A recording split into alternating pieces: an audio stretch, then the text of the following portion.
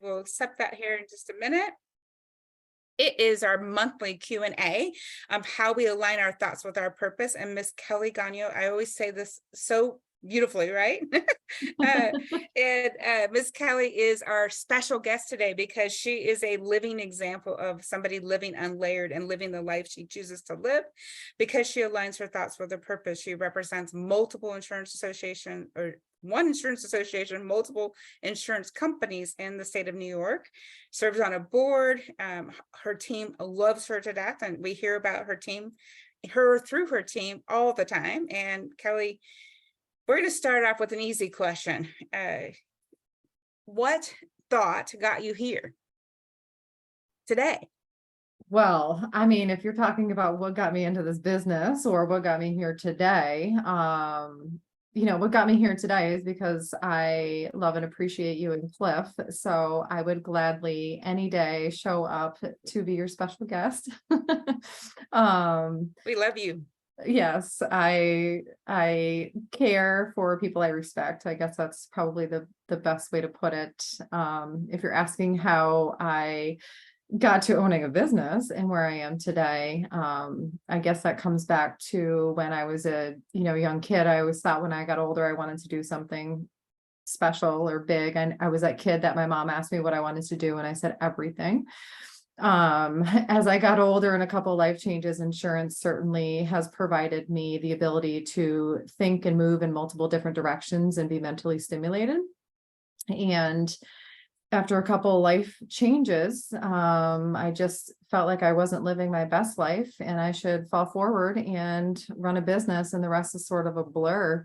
How I got to where I am today is just, I care about what I do as a person. I take a lot of pride in how I put my feet on the ground every day and put my head on my pillow at night. And the rest in between is about listening and caring for people. And I think the rest sort of falls together.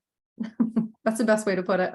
It's a beautiful way to put it. Kelly, you live it by example. From the first time Cliff and I got to meet you, when Jim from Big Eye suggests that we get to meet his best, well, I should probably put that on recording, one of his favorite board members Jim and Cliff are best buddies, and we get to work together through the Leadership Academy. And your thoughts were really key to that leadership growth that's happening in Big Eye. What thoughts for you represent your purpose in being part of Big Eye, as well as your association in developing that? Because this aligning our thoughts with our purpose is the point of today's conversation, but also the opportunity to really share about how this journey you've been investing in the leadership grows. So my involvement with Big Eye, I guess the best way to put it is that our goals align together. So my job as an agency owner is to serve my customers for whatever they need. So when I started my own business, that was my job, to serve my customers. Then when I started bringing on my team and building my team, my job as I transitioned from being a worker in the day-to-day operations was to start serving my team. So when I aligned with Big Eye, whose purpose and goal every day is to serve the independent agents of New York State. They're a state organization and they're also a national organization. But their sole purpose is to serve the independent agents of New York State. So they love independent insurance agents and I love insurance. So obviously it was a no-brainer to join the board and start investing my time and energy into an organization that I was passionate about and that I could not only buy into because I loved insurance, but again, it serves us and I serve my customers and my team. So it just all aligns. And again, I love insurance. So well, Kelly, you started to say that, and we're going to open it up in the next 10 minutes to some questions, but thank you for allowing me to give you set the groundwork for people to know your background and your journey, because the way you invest, and I love how you say how I care is how I connect to everything I do. And when I'm invested, which means I'm caring, I'm determining who I need to connect with for my clients, my consumers, my team members, as well as my community, statewide to national wise, which is what you get to do, is what it sounds like. What made you choose insurance specifically? Oh, it chose me. I didn't choose it at all. I don't, I guess, the short story is I graduated high school and I did the traditional, like, go to college because that's what you're supposed to do. And that's what school tells you you're supposed to do. And I had no business going to college. So truth be told, I spent an entire year partying and having a really good time. It was the most expensive party I ever had. And when I came home, I really thought that I was going to do like this whole move in with my parents and live off them, except for they gave me 6 days to figure it out and get out. So I did. To this day, when I was mad at my mom about it, she still says, like, my brother, she let move home, but she always says, like, you were special. If I told you yes, it would have changed the direction of your life. So I always appreciate and value that moment. That used to make me mad. But anyways, and then I had to work full time. So I did. I at some points worked, 4 jobs to have all the things that I wanted. And then I just sort of fell into insurance one day and I started out as a receptionist. I took a cut in pay because I believed in what my boss, my future boss at the time was selling me as far as getting into insurance. And I thought it was a great field. And within the first like month, I knew, like, I was like, someday I want to have my own insurance agency. And I spent the next, 10 years kind of working on learning everything that I could to be able to go out and do that. You literally, Kelly, when you say someday, your some days Yeah. are like yesterday. So share more Yeah. about that someday journey, please. Well, I used to say that, like, someday I'd like to have my own insurance agency. And, I'm that typical. Well, so first of all, I will say I am the employee that is 3 people. I am really good problem solver. I'm quick on my toes. I can multitask. The problem was I worked for people that often said to me, "Oh, you're really good at what you do. We hate to move you. We really need you where you're at," which I think they call that pigeonholing you.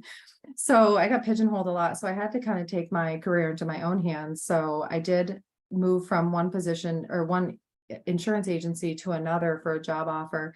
And I remember my bosses were shocked that I left and they counter offered me whatever I wanted to stay. And I was like, no, I'm moving on. So I went and I worked at a new agency for 3 years. And interestingly enough, I seemed to take on quite a few different jobs and roles. And as I wanted to learn new things and apply for different jobs that I didn't get, they kind of sort of ended up on my desk anyways. So this is a pivotal moment of my career, was when I had gone into my, next boss. She was great. I learned so much from her. And I went into her office and there was this position. I was like, I want this job more than like anything in the world. Like, I can taste it. And I know I'm not completely, trained to do this yet, but I'm going to do it better and I'm going to be great. And I will retire here if I can have this job. Anyways, they didn't want to give it to me because I was really good at what I was doing. So, interestingly enough, my old boss called me and was like, "We have this job for you. We think you'd be perfect." And it was the same exact job that I just said I wanted. And I left and I went back and I did it. And it was great. I learned a bunch of new stuff and I spent the next 3 years working there. And then I had a pretty major life change that kind of catapulted me into leaving insurance. And then fast forward, I sort of realized after a couple life changes and, a job that was like the worst, best job I ever took, that I could run a business. And that was 12 years ago. And today I have 3 locations. I'm working on a fourth. I have 12 employees that are wonderful. I like to refer to them as my team. Actually, it's very rare. I say the word employee, but I have 12 really awesome team members and we have a really great agency. So thriving business, and we're understaffed by like 3 people right now. Oh boy. Yeah. So well, and it's interesting too, because Kelly, you shared so many things. I'm sure many people will have some thoughts about what they've heard so Mhm. far. Yet, I mean, going back to that leadership and how you've self-led and what thought, you said a couple of things about belief. You believed what you were capable of and you discovered what you were capable of. And Yep. even what we've been working on with the association is helping people understand leadership differently. And Yeah. how would you want to share? What would you want to share about that? So I'm a dreamer, and I am the person who likes to like think of these grand ideas, and I love to talk about them. And I did learn to stop talking and start writing. I give that advice very often, like stop talking about what you want to do and just show by action.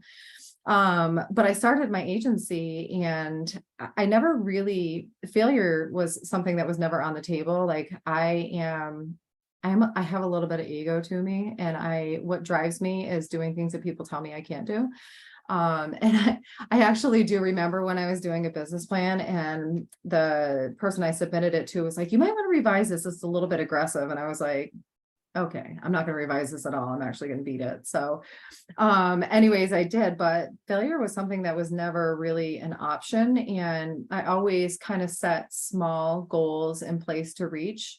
So, I had my small goals and my big goals. And I, kind of kept focused on the bigger picture while I was trying to navigate through, the smaller steps along the way. But yeah, I don't know. I really just always kind of whatever came at me, I always am like could think of a solution or problem solve. And I always in the back of my mind have had this thing where like when things are really difficult or hard, there's a million people in the world that would like trade for my worst day. So that always has been something that's kept me motivated.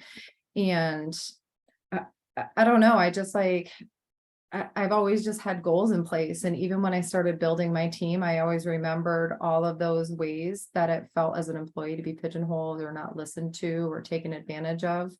And as I grew, I always made sure that I listened to what my team wanted, and it didn't matter, where I always was willing to listen. And if I had to compromise my world to give them what they need to grow, then that's what I did.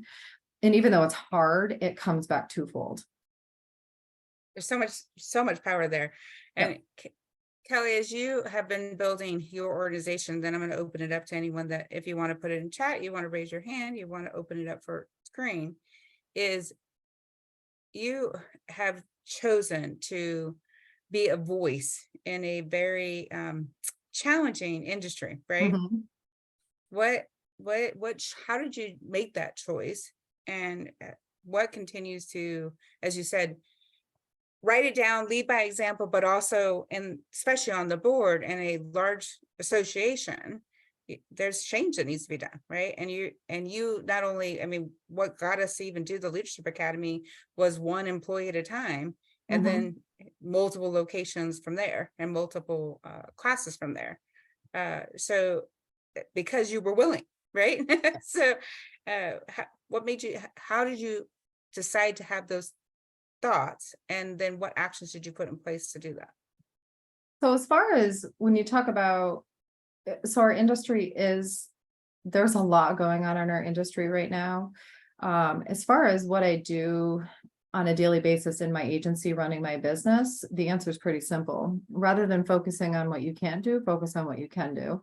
Mhm. And there's a lot of things that are happening that work against you, but like, for example, a lot of things that are happening right now, and I'm going to try to stay out of the weeds because it's weedy.